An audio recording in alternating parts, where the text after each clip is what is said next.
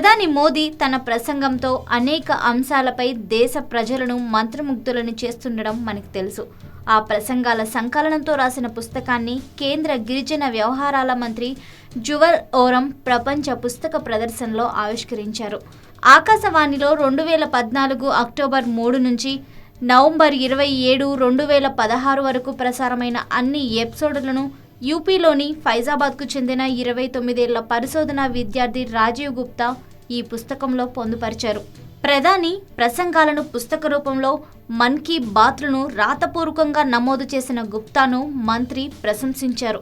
మన్ కీ బాత్ ఎపిసోడ్లు యూట్యూబ్, దూరదర్శన్ వెబ్సైట్లలో అందుబాటులో ఉన్న ప్రజలు తీరిక సమయంలో చదివేలా వాటిని పుస్తక రూపంలో తీసుకురావడం ఆహ్వానించదగినదే. ఎంతైనా మోదీయే ఓ సంచలనం అంటున్నారు ప్రజలు.